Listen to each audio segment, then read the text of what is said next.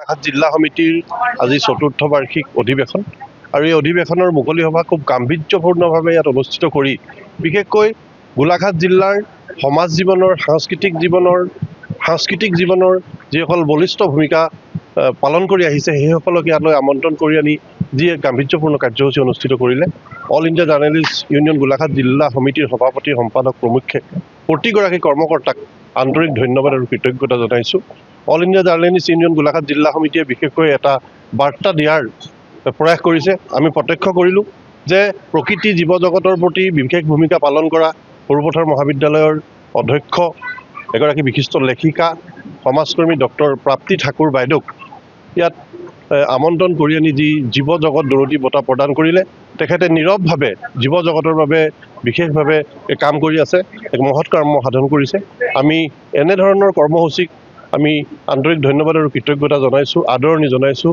আৰু প্ৰবীণ সাংবাদিক সদৌ অসম ৰাজ্যিক সাংবাদিক সন্থাৰ সভাপতি জিতু শৰ্মা ৰাজখোৱাক সাংবাদিকতাৰ জীৱনজোৰা সাধনা বঁটা প্ৰদান কৰিলে, আমাকো ইয়াতে সন্মানিত কৰিলে।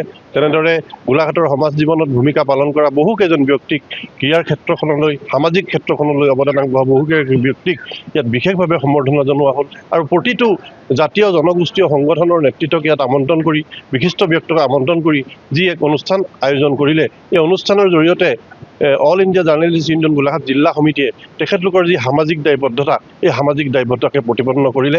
আমি আশা কৰিম আগন্তুক সময়ছোৱাত অল ইণ্ডিয়া জাৰ্নেলিষ্ট ইউনিয়নে যেনেদৰে সাংবাদিকতাৰ ক্ষেত্ৰখনৰ প্ৰতি তেওঁলোকে যি দায়বদ্ধতা, এই দায়বদ্ধতা পালন কৰাৰ সমান্তৰালভাৱে গোলাঘাটৰ সামাজিক ক্ষেত্ৰখনলৈ, অসমৰ সামাজিক ক্ষেত্ৰখনলৈ তেওঁলোকে নিশ্চয় বলিষ্ঠ ভূমিকা পালন কৰিব। আমি এইখিনিকে আশা কৰিব পাৰোঁ। এনেধৰণৰ অনুষ্ঠানে তাকেই তেখেতলোকে প্ৰতীয়মান কৰাৰ এক প্ৰয়াস কৰিলে।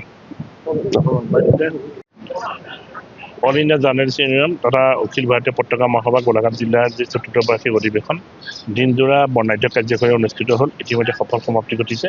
ইয়াত বাৰেৰহণীয়া কৃষ্টি সংস্কৃতি প্ৰদৰ্শন হ'ল আৰু গোলাঘাট জিলাৰে নহয় অসমৰ কেইবাজন বিশিষ্ট ব্যক্তিক বিশেষভাৱে বঁটা প্ৰদান কৰিলে। আৰু দেখা গৈছে যে ইয়াত কেইবাটাও সাংস্কৃতিক দলৰ সাংস্কৃতিক অনুষ্ঠান অনুষ্ঠিত হ'ল। পুৱাৰ ভাগত অখিল ভাৰতীয় পতাকা মহাসভা গোলাঘাট জিলাৰ সভাপতি জয়ন্ত কুমাৰ গগৈ ডাঙৰীয়াই পতাকা উত্তোলন কৰিলে। তাৰপিছতেই সহকাৰী সম্পাদক নজৰুল হুছেইনৰ শ্বহীদ তৰ্পণ আৰু সম্পাদক বিধান বৰদলৈয়ে বন্তি প্ৰজ্বলন কৰিলে। তাৰপিছতেই অনুষ্ঠিত হ'ল চিত্ৰাংকন প্ৰতিযোগিতা, আৰু চিত্ৰাংকন প্ৰতিযোগিতাত প্ৰায় গোলাঘাট জিলাৰ বিভিন্ন প্ৰান্তৰ অৰ্ধশতাধিক ছাত্ৰ ছাত্ৰীয়ে অংশগ্ৰহণ কৰিলে। তাৰপিছতেই এখন মুকলি সভা অনুষ্ঠিত হ'ল, আৰু মুকলি সভাত গোলাঘাট জিলাৰ কেইবাজনো বিশিষ্ট ব্যক্তি, সৰুপথাৰ মহাবিদ্যালয়ৰ অধ্যক্ষ, বিশিষ্ট লেখক তথা প্ৰকৃতি সুৰক্ষাৰ লগত জড়িত ডক্টৰ প্ৰাপ্তি ঠাকুৰ বাইদেউ আৰু সাংবাদিকতাৰ অন্যতম মহিৰুহ বুলি আমি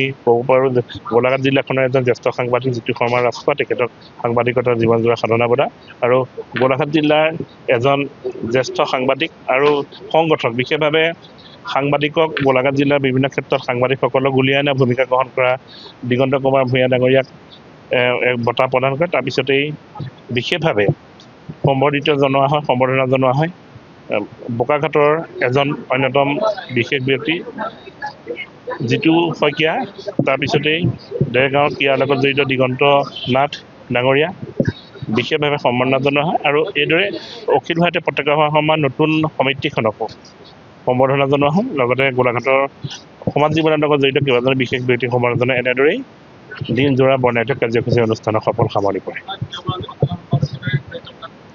হয়, মই বিগত কাৰ্যকালতো দায়িত্ব আছিলোঁ আৰু সমাজৰ হৈ কাম এই বছৰ কৰিছোঁ, আৰু এইবাৰো তেখেতসকলে দায়িত্ব দিছে। আৰু দেখা গৈছে মই দায়িত্ব পাই পেলাই ভালেই লাগিছে, কিন্তু আগৰো আছিলোঁৱেই, বৰ বিশেষ নতুনত্ব বুলিবলৈ কিন্তু এটাই ক'ব পাৰোঁ, আমি যি সময়ত সংগঠনৰ দায়িত্ব লৈছিলোঁ এই সংগঠনটোক সেই সময়ত বহুতে সংগঠনটোক আমাক এনেকুৱা যে পৰ্যায় পামগৈ ভবা নাছিলে। আমাক বিশেষভাৱে কেন্দ্ৰীয় সমিতিৰ সেই সময়ৰ সত্যজিৎ হাজৰিকা ডাঙৰীয়াই এটা স্বীকাৰ কৰিব লাগিব, গোলাঘাট জিলাত প্ৰচাৰ আৰু প্ৰসাৰ কৰাত বিশেষ ভূমিকা গ্ৰহণ কৰিছিলে। এইটো স্বীকাৰ কৰিবই লাগিব। এইকাৰণে কৰিব লাগিব সেই সময়ত আমাৰ সংগঠনক এনেকুৱা দিনো আমি পাৰ হৈছিলোঁ, অখিল ভাৰতীয় পতাকা মহাসভা বুলি আমাক হহা সংগঠনৰ মানুহ এতিয়া কিন্তু আমাৰ লগত তেওঁলোকে চামিল হৈছে। এই কথাটো কিন্তু আজি আমি স্বাভাৱিকতে সুখৰ মুহূৰ্তত কিন্তু অতীত মনত পেলাবই লাগিব আৰু এই ক্ষেত্ৰত সত্যজিৎ হাজৰিকা ডাঙৰীয়াই আমাক দায়িত্ব দিলে আমি লৈ দেৰগাঁৱৰ পৰা আহি গোলাঘাটলৈকে সুচাৰুৰূপে পালন কৰিছোঁ বুলি ভাবিয়ে হয়তো এইবাৰ দায়িত্ব দিলে পুনৰ আমি সততাৰে সাংবাদিকতা কৰি যাম বুলি প্ৰতিজ্ঞাবদ্ধ হৈছোঁ। গোলাঘাট জিলাৰ অখিল ভাৰতীয় পত্ৰকাৰ মহাসভাৰ ৪ৰ্থ বাৰ্ষিক যি অধিৱেশন, এই অধিৱেশনত তেখেতসকলে সমাজৰ গণ্যমান্য ব্যক্তিসকলক যি আহি মানে সন্মান যাচিলে, তাক আমি কেন্দ্ৰীয় কমিটিৰ তৰফৰ পৰা ধন্যবাদ জনাইছোঁ। আৰু নতুন যিখন সমিতি নতুনকৈ আমি গঠন কৰি দিলোঁ, এই সমিতিখনে ৰাইজৰ হৈ সমাজৰ হৈ কাম কৰক, তাৰ কামনা কৰিছোঁ। যাতে এই সমিতি তেওঁলোকৰ সাংবাদিক নাহে, আমি কেন্দ্ৰীয় কমিটি তাৰ কামনা কৰিছোঁ।